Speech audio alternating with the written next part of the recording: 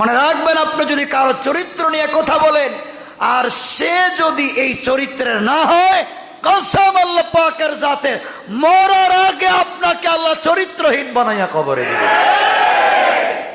মনে রাখবেন, আল্লাহ ছাড় দেয় না, এই ব্যাপারে ছাড় দেয় না। মনে রাখবেন, তিনটা গুনার কাজ, তিনটা অন্যায় যারা করবেন দুনিয়া শাস্তি পাওয়াই লাগবে। আসসালামু আলাইকুম ওয়া রাহমাতুল্লাহ। এমন তিনটি পাপ কাজ আছে যেগুলো করলে আল্লাহ তাআলা দুনিয়াতে শাস্তি দিবেন। সেগুলো কি কি? চলুন হুজুরের কাছ থেকে শুনে আসি। তিনটা অন্যায় করলে দুনিয়ায় শাস্তি পাওয়া লাগবে। এক নাম্বার, যারা মা বাবার সাথে অন্যায় আচরণ করে, আল্লাহ দুনিয়ায় তাদেরকে শাস্তি দিবেই, আল্লাহ দিবেই শাস্তি।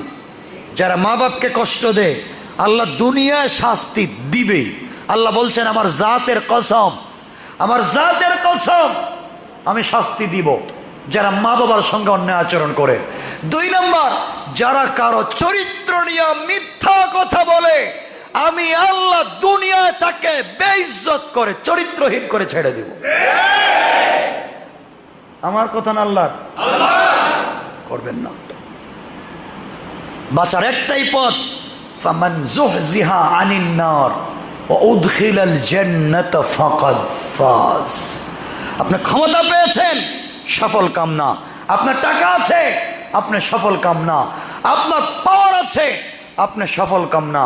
আপনার গাড়ি বাড়ি আছে, আপনি সফল কামনা। সফল কাম তো ওই ব্যক্তি, আল্লাহ বলছেন, যাকে আমি জাহান্নামের আগুন থেকে বাঁচাইয়া ও উদখিলাল জান্নাহ, জান্নাতে প্রবেশ করাবো, ফাকাদ ফাজ, সেই সফল কাম, সেই কামিয়াব। আপনি চিন্তা করেন জাহান্নাম থেকে বাঁচবেন কিনা।